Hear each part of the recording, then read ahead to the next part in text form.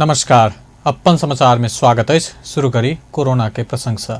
पिछला 24 घंटा में देश भर थप 96 कोरोना संक्रमित के जान गए।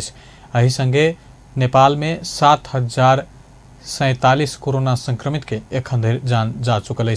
देश भर पिछला 24 घंटा में थप 6951 जना में कोरोना वायरस के संक्रमण पुष्टि भेल। 20,110 PCR विधि से 6,955 एंटीजन विधि से 96 संक्रमित पुष्टि भेल। एही संगे पिछला 24 घंटा में देश भर 9,841 जना संक्रमण मुक्त भेल। नेपाल में एखन 1,13,394 सक्रिय संक्रमित है। देश भर कोरोना संक्रमित के कुल संख्या 5,49,111 पहुंचल है, जैमे से 4,28,670 संक्रमण मुक्त भ चुकल है।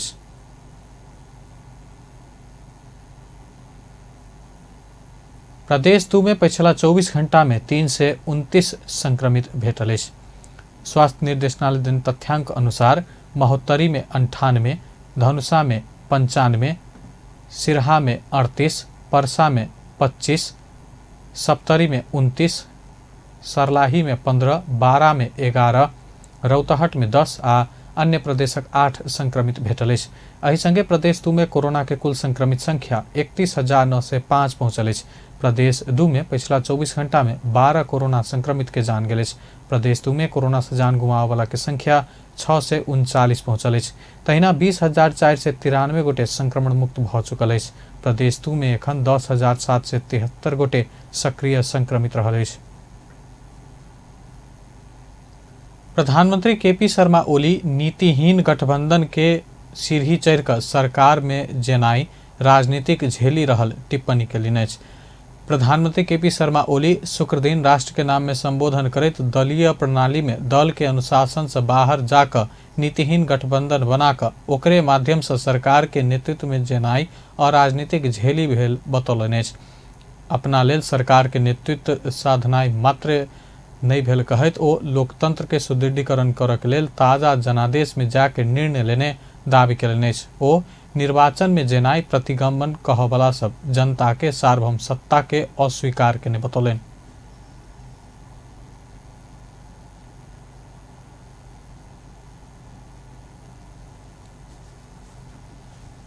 मेरो पक्षमा पत्रिका लागि दावी प्रस्तुत गरे। दावी गर्दाको समयसम्म मेरो पक्षमा नेकपा एमालेका 121 र जनता समाजवादी पार्टीका 32 सांसदहरूको समर्थन स्पष्ट थियो। तर यस बीचमा जे जस्ता घटना र प्रवृत्ति देखा परे तिनले नेपाली राजनीतिलाई पछिसम्म प्रदूषित गराइरहनेछ। हामीले अवलम्बन गरेको बहुदलीय प्रणालीका सिद्धान्त, संसदीय मूल्य मान्यता एवं पार्टी र संसदीय दलका संस्थागत निर्णयलाई धज्जी उडाउँदै नेकपा एमाले र जनता समाजवादी पार्टीका केही सांसदहरूले नेपाली कांग्रेसका नेतालाई प्रधानमन्त्री बनाउन हस्ताक्षर गर्नुभयो। नेकपा एमाले र जनता समाजवादी पार्टीले त्यस्तो हस्ताक्षरलाई मान्यता नदिन र यस्ता गतिविधि कारबाहीको विषय बन्ने जानकारी पत्र मार्फत तत्काल राष्ट्रपतिको कार्यालयलाई गराए। बहुदलीय प्रणाली विपरीतका त्यस्ता हस्ताक्षरलाई आधार बनाएर माननीय शेरबहादुर देउवाजीलाई प्रधानमन्त्री नियुक्त गर्ने सम्भावना त थिएन नै। तर ती हस्ताक्षरहरूका कारण प्रधानमन्त्रीमा मेरो दाबी पनि निर्विवाद हुन सकेन। संविधानको धारा 76(5) ले प्रस्तुत दाबीमा विश्वासको मत प्राप्त गर्ने भरपर्दो आधार छ कि छैन भन्ने निर्कुल गर्ने दायित्व राष्ट्रपति संस्थालाई प्रदान गरेको छ। सम्माननीय राष्ट्रपतिबाट दुवै दाबीलाई खारेज गर्ने निर्णय भयो। त्यसपछि नै संविधानको धारा 76(7) बमोजिम प्रतिनिधि सभा विघटन गरी नयाँ निर्वाचनमा जाने संवैधानिक बाध्यताको स्थितिमा मुलुक पुगेको हो।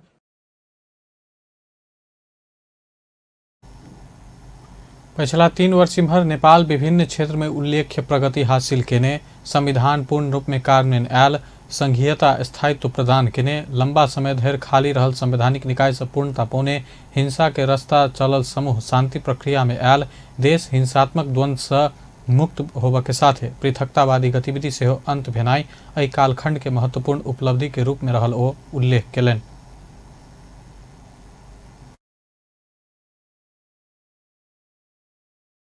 निर्माण गर्नु हो। यसकै लागि हाम्रा प्रयास केन्द्रित छन्। आजको मुख्य चिन्ता अलोकतान्त्रिक, नैतिक मूल्यहीन र विकृत अभ्यास झाङ्गिँदै गएर लोकतान्त्रिक गणतन्त्रप्रतिको जनविश्वास नै गुम्ला कि भन्ने हो। जनविश्वास गुमेको प्रणाली फेरि जोखिममा पर्ला कि भन्ने हो। ताजा जनादेशमा जानु प्रतिक्रमण होइन। जनतालाई दलहरूले मूल्याङ्कनको मौका दिनु र आवधिक निर्वाचन मार्फत जनताले विश्वास गरेको दललाई सरकार चलाउन जनादेश प्राप्त हुनु लोकतन्त्रको विशेषता हो। निर्वाचनमा जानुलाई प्रतिगमन भन्नु सारमा जनताको सार्वभौम सत्तालाई अस्वीकार गर्नु हो। नीतिहीन गठबन्धनको भर्याङ चढेर सरकारमा जान खोज्नु भनेको अराजनीतिक र झेली काम हो। जनताप्रति अविश्वास गर्नु हो। निर्वाचन निष्पक्ष र स्वच्छ हुने कुरामा मैले बारम्बार जोड दिएको छु।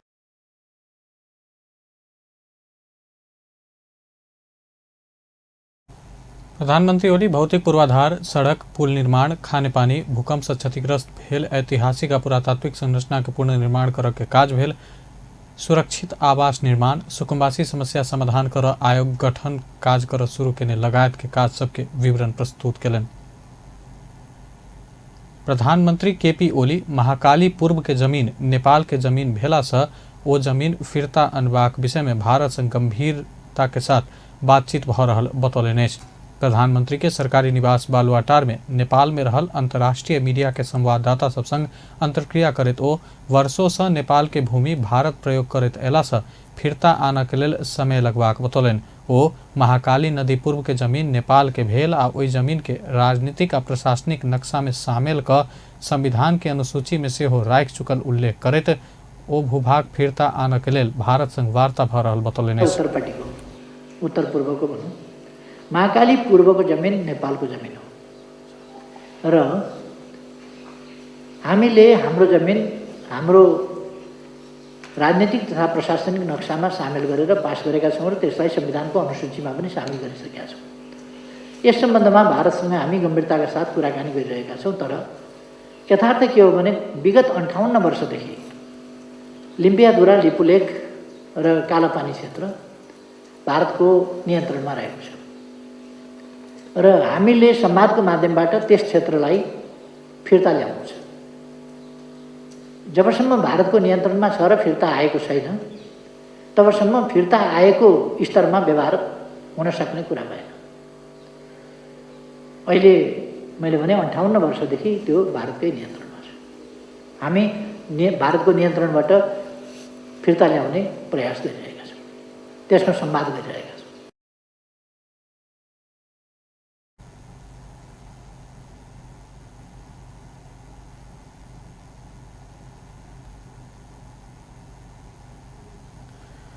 प्रधानमंत्री ओली सब समस्या के समाधान वार्ता मार्फत करब कहैत भारत संग नेपाल के मित्रतापूर्ण संबंध रहल में विश्वस्त केलनि। ओ कतेको अपना के भारत संग के संबंध बिगाड़ने आ कतेको भारत के इशारा में काज केने कहैत आरोप लगाबि रहल कहैत ओ एक आपस में विवादास्पद ई दुनू आरोप सब केना सत्य भ सकैत अछि कहि कऽ प्रश्न केलनि। बहुत खराब किया और दूसरी ओर कहते हैं कि भारत के इशारे पर काम कर रहा है। ये दोनों चीज एक साथ कैसे हो सकता है? आपका प्रश्न ही खुद जवाब देता है कि इसमें कोई सच्चाई नहीं है। हाँ, पड़ोस में कभी कभार कई सवालों पर मतभेद हो सकते हैं, छोटे मोटे मिसअंडरस्टैंडिंग भी हो सकते हैं। ऐसे मिसअंडरस्टैंडिंग या कोई ऐसे समस्याएं पैदा हुए तो उनको वार्ता के द्वारा हम निपटा सकते हैं। प्रधानमंत्री ओली कोविड-19 संक्रमण विरुद्ध के खोप उपलब्ध कराबऽ विषय में सहयोग कर अंतर्राष्ट्रीय समुदाय के आग्रह कयलनि अछि। अनुदान में नहीं भ कऽ कीनो कऽ भेलो पर खोप आनऽ सरकार तैयार रहल कहैत ओहि के लेल सहयोग कऽ देबऽ सब खोप उत्पादक देश संग आग्रह कयलनि। लगभग 2 करोड़ के खोप देव भेला से पैघ परिमाण में खोप आवश्यक रहल कहत वही अनुपात में खोप उपलब्ध कराब आग्रह करें। नेपालको परिस्थितिलाई सामना गर्नका लागि अब खास गरी भ्याक्सिन उपलब्ध गराउने कुरामा डोनेसन हुन सक्छ भने ठिक छ, डोनेसन हुन सक्दैन भने हामी किनेर पनि लिन तयार छौँ। त्यसकारण हामीलाई भ्याक्सिन उपलब्ध गराउने कुरामा सबैसँग हामी आग्रह गर्न चाहन्छौँ जहाँ जहाँबाट सकिन्छ। तर एउटा प्रश्न के छ भने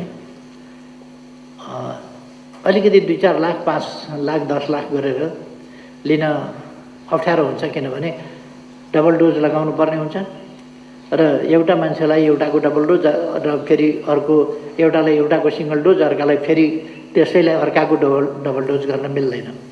उही औषधिको डबल डोज गर्नुपर्ने हुन्छ। त्यसले गर्दाखेरि यसले अलिक गज्याङ मज्याङ हुने सम्भावना, त्यसलाई ध्यानमा राखेर हामी यो भ्याक्सिन अलिक ठुलो पैमानामा आओस् भन्ने चाहन्छौँ। लगभग झन्डै 2 करोड जस्तो व्यक्तिहरूलाई थप भ्याक्सिन दिनु छ, अर्थात् झन्डै 3.25 करोड भ्याक्सिन हामीलाई चाहिन्छ हाम्रो पपुलेसनलाई।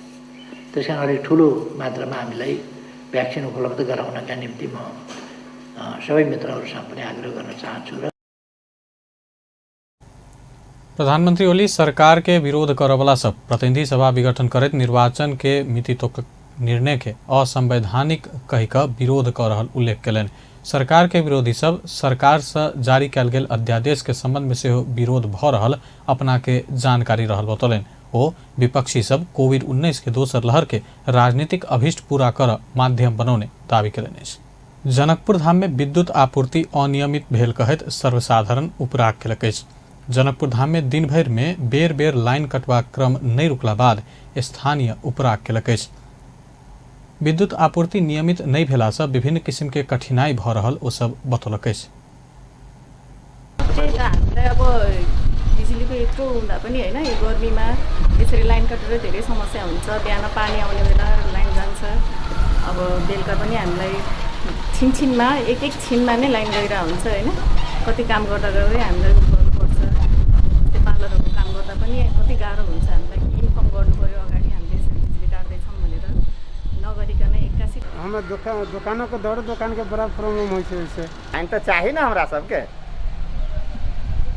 एक राति हवा बिहार बह गल तो लाइन बेपता भ गल, लाइन केला कट जाए।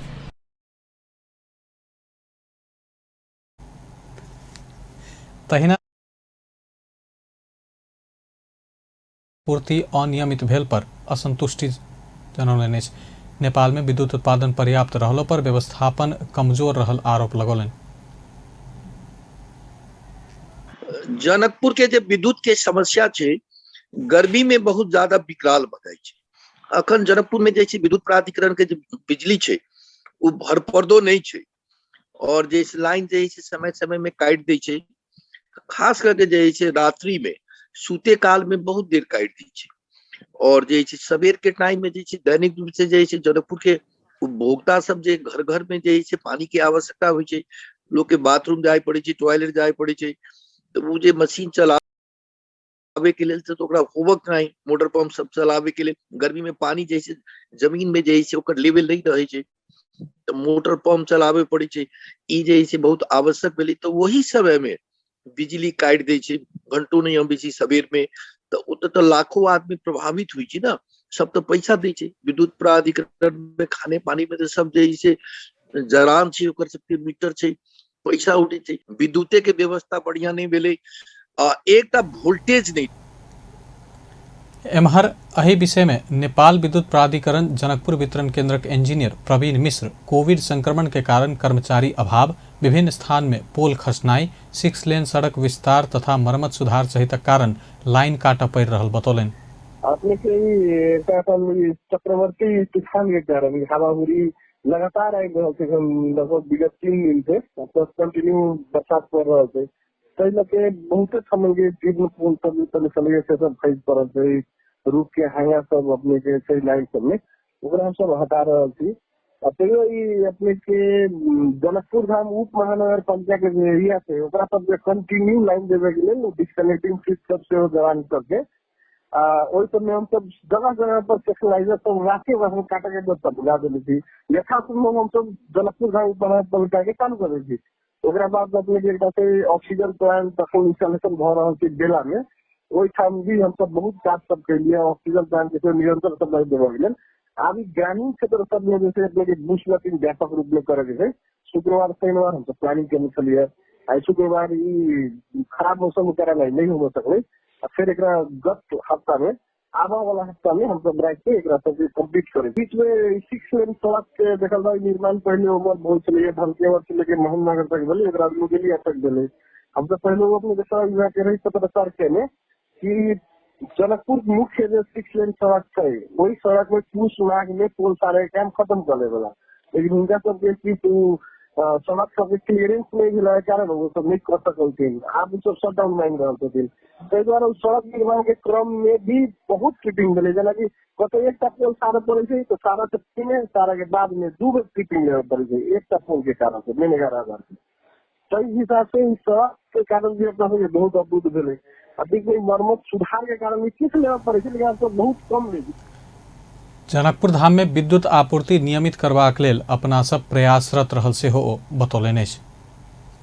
नेपाल के आर्थिक वृद्धि दर 2.12% ऋणात्मक अवस्था में पहुंचल अछि। पिछला 2 दशक में पहिल बेर नेपाल के आर्थिक वृद्धि दर 2.12% ऋणात्मक अवस्था में पहुंचल अछि। शुक्र दिन सार्वजनिक आर्थिक सर्वेक्षण 2078 में 71-72 के महाभूकंप से सृजित आर्थिक क्षति सब से हो उच्च भेल जनाओल गेल अछि। मंत्रालय में आयोजित कार्यक्रम में अर्थमंत्री विष्णु पौडेल आर्थिक सर्वेक्षण 2078 सार्वजनिक करैत पिछला 2 दशक में पहिल बेर देश के आर्थिक वृद्धि दर 2.12% ऋणात्मक अवस्था में पहुंचल बतौलनि।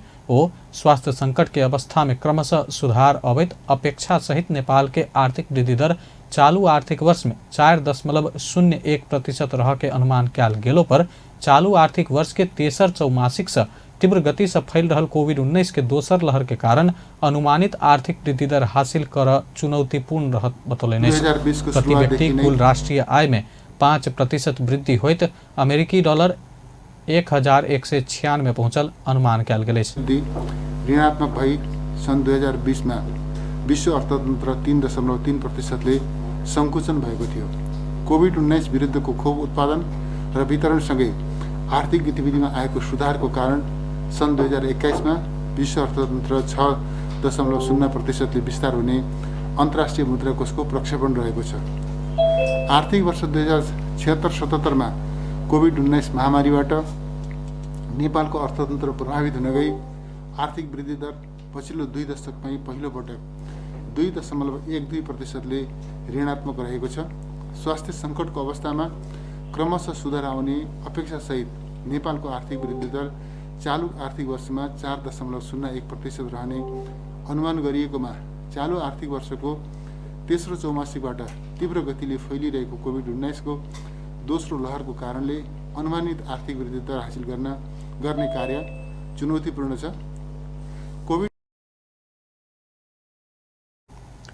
आर्थिक वर्ष 76-77 में तीनों तह के सरकार के एकीकृत खर्च 11 खरब 91 अरब 6 करोड़ रुपया रहल अछि। एकीकृत खर्च में से चालू खर्च 56% आ पूंजीगत खर्च 34% रहल आ वित्तीय व्यवस्था में 9.9% रहल अछि। तहिना सरकार के बजट घाटा कुल गृहस्थ उत्पादन के 8.1% रहल मंत्रालय जनौलक अछि।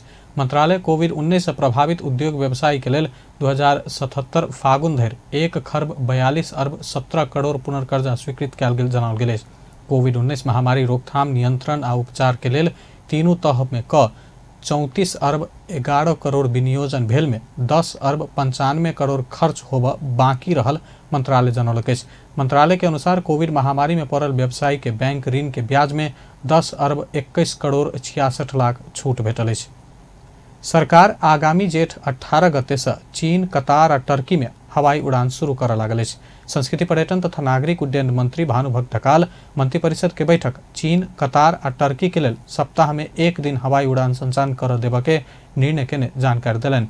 मंत्री ढकाल अत्यावश्यक भेल यात्रु के समस्या संबोधन के लेल उड़ान शुरू करऽ के निर्णय भेल जानकारी देलनि। साथे उड़ान नहीं भेल समय में होबऽ सकबाक विभिन्न किस्म के अनियमितता के रोकऽ के लेल सेहो सप्ताह में 1 उड़ान के अनुमति देबऽ के निर्णय भेल जानकारी देलनि। अनुरोधहरूबाट कतिपय फ्लाइटहरू जाने हुँदा त्यसमा पनि अनियमितता हुने भएको हुनाले बरु थोरै देशबाट भए पनि नियमित खालका उडानहरूलाई चाहिँ हामीले गरियो भने कम्तीमा त्यसमा अनियमितताहरू नहुने कुरा, व्यक्तिहरूको बिचमा चाहिँ अलिक खुल्ला हुने कुरा र अब हप्तामा एकचोटि जान्छ भनेपछि आफ्नो सेड्युल बनाएर पनि मान्छेले चाहिँ जान सक्छ भनेर हिजोको क्याबिनेटको बैठकबाट हामीले चीन, कतार र टर्कीको निम्ति चाहिँ 3वटा उसमा हप्तामा एकचोटि नियमित फ्लाइट गर्ने भन्ने कुरालाई हामीले संस्थागत रूपमा त्यो निर्णय गरेका छौँ। त्यसो भएपछि यसलाई व्यवस्थित गर्ने कुरा युरोप लगायतका अरूलाई टर्कीले गर्ला, बीचको कुरालाई उसले गर्छ। अब इन्डियासँग त हाम्रो पहिले नै एक खालको निर्णय छ। मंत्री ढकाल के अनुसार एहि देश सबसे नेपाल आवे वाला यात्रु के कोविड-19 संक्रमण विरुद्ध के दुनू मात्रा खोप लगौला पर होम क्वारेंटाइन में रह के 1 मात्र खोप लगौला पर 3 दिन होटल क्वारेंटाइन में रह के 72 घंटा के PCR नेगेटिव रिपोर्ट ल कैला पर यात्रु 10 दिन अनिवार्य होटल क्वारेंटाइन में रह पड़त। राष्ट्रीय सभा के सदस्य डॉक्टर खीमलाल देवकोटा संविधान के उल्लंघन कर के षड्यंत्र भ रहल कहैत संविधान के बचाव आ ओहि दिशा में आगा बढ़ भूमिका खेलबाक बतौलनि। शुक्र दिन राष्ट्रीय सभा सदस्य के रूप में शपथ ग्रहण करैत संचारकर्मी के प्रतिक्रिया दैत डॉक्टर देवकोटा संविधानतः प्रधानमंत्री संसद प्रति उत्तरदायी कहल गेलो पर संसद के छैल क बेर बेर विघटन कयल गेला से संविधान के हटेबाक आ खत्म करबाक खेल भ रहल बतौलनि। संविधान सब मिलकर बचाव कहैत अपन अपन भूमिका संविधान के बचाव आ संविधान के सही दिशा में आना रहक चाहिँ बतौलनि। स्थानीय तहका निर्वाचित जनप्रतिनिधिहरू, प्रदेशका निर्वाचित जनप्रतिनिधिहरू, मेरो भूमिका भनेको म जवाफदेहिता, मेरो जवाफदेहिता भनेको प्रदेशप्रति र स्थानीय तहप्रति हो। र संविधानको धारा 76 को उपधारा 10 ले के भन्छ भने प्रधानमन्त्रीको जवाफदेहिता भनेको संसदप्रति हो, हैन? मन्त्रीहरूको जवाफदेहिता पनि संसदप्रति हो। त्यसकारण संसदप्रति जुन उत्तरदायित्व हुनुपर्ने, जवाफदेहिता हुने, त्यसकारण संसदलाई छलेर पटक पटक प्रतिनिधि सभा विघटन गर्ने जुन काम भएको छ यो संविधान भन्दा, हैन, संविधानलाई मास्ने, संविधान सिद्ध्याउने, संविधान च्यात्ने खालको जुन खेल भएको छ, अहिले हामी सबै मिलेर संविधानलाई बचाउने, संविधानलाई राइट ट्र्याकमा ल्याउने हो।